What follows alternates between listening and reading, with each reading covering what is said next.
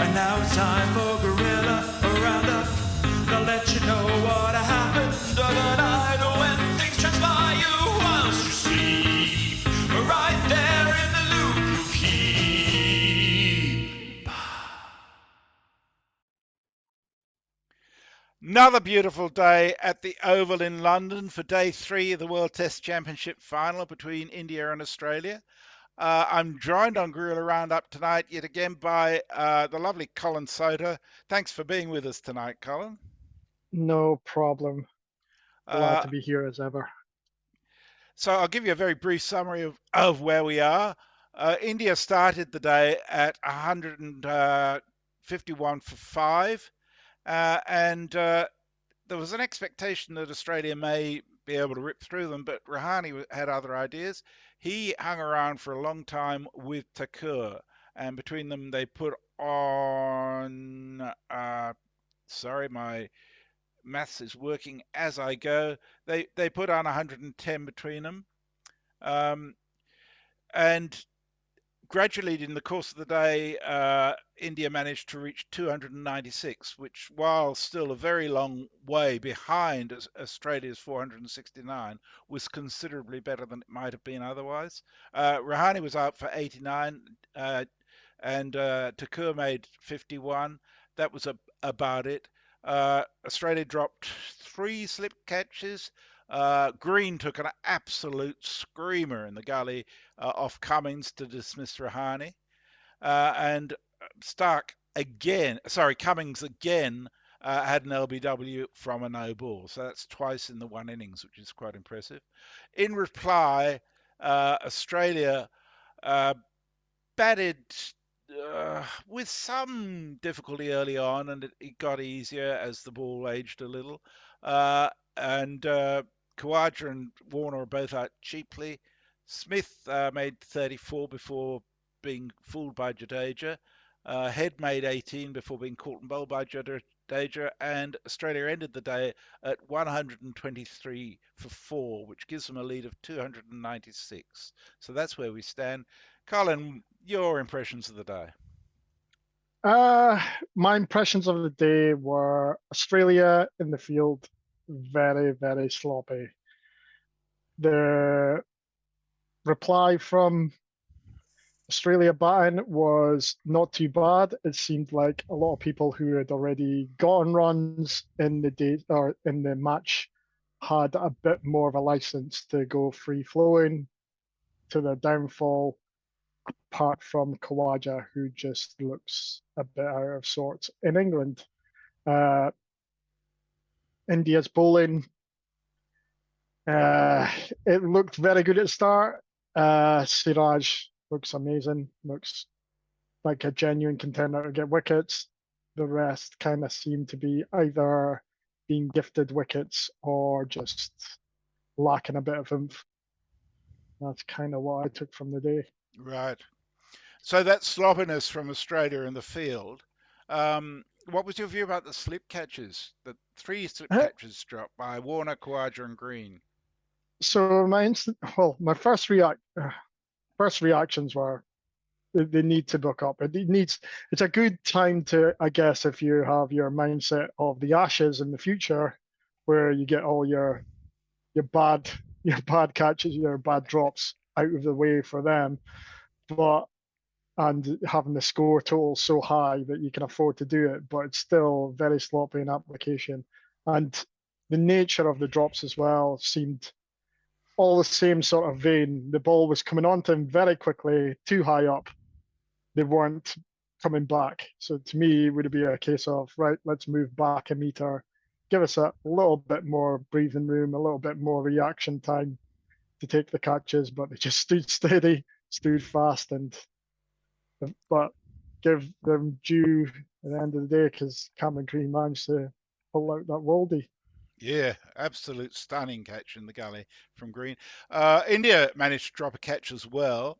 Thakur put down, I think it was Head on the boundary and managed to knock it over the rope for 6. But he was very, very relieved looking. I think it was the following ball when Head was caught and bowled by Jadeja. So the cost was minimal. but it Yeah. wasn't a good look. I seen it in the replay. You seen the sweep in the boundary field, but he takes his eye off the ball. So the ball comes down to him. He's looking in his hands, and all of a sudden he starts looking at the boundary sponge. Yeah, So I don't know if it's just because of that instinct of trying to see what he was, and he ended up. Not only did he not catch it, he threw it over the boundary. crazy, crazy. The straight up bowlers. Who did you see as a pick of them? Hmm. Barrel Boland was pretty damn good. Yep. Got a little bit expensive. He did brush onto the legs a bit too much of the time.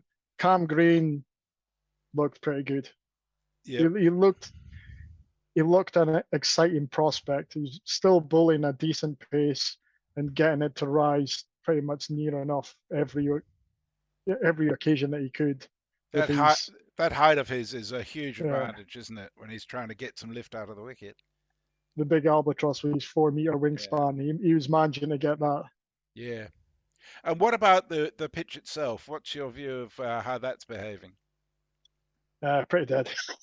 it's not, there's Well, not much in there for the bowlers. I didn't think. I kind of thought to get any action from it, they had to do something, had to fire into it. But oh that was yeah, just my. but I'm not entirely sure I'd agree with you because when there was an extra effort ball, occasionally the ball would lift, and certainly in India's innings, it was Thakur who was battered and bruised by the end of the first half hour. He Yeah, got hit 3 times quite hard, and uh, that was remarkable that he managed to survive all of that and go on to make 51. And apparently, Ninda tells us that Rahane had a very, very badly bruised or broken thumb from yeah, yesterday and still came out and made his 89. So that's a pretty gutsy effort on his part. And even in Australia's second innings, um, particularly at the beginning from Siraj, he was able to get some nasty lift. Labuschagne got a very nasty knock on his hand. yeah, The ball lifted a bit, and somebody else got.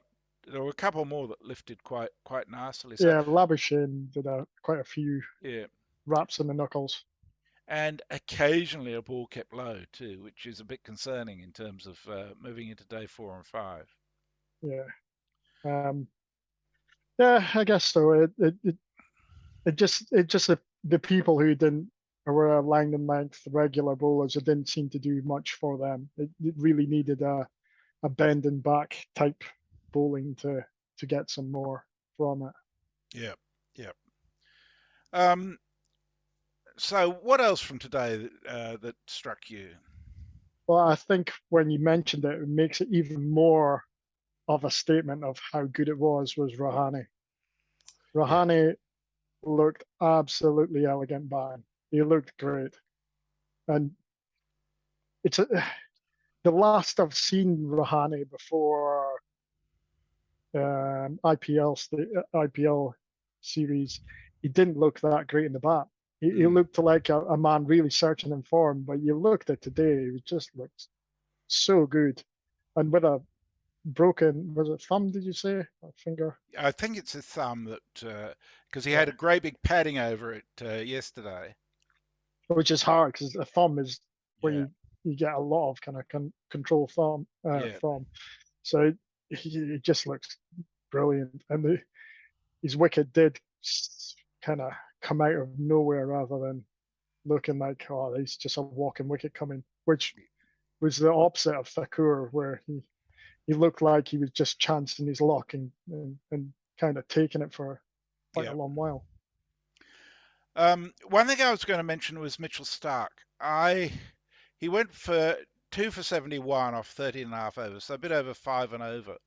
And Mm, Stark's usually reasonably expensive because he does put in that effort for the pace, and sometimes his line's not fantastic.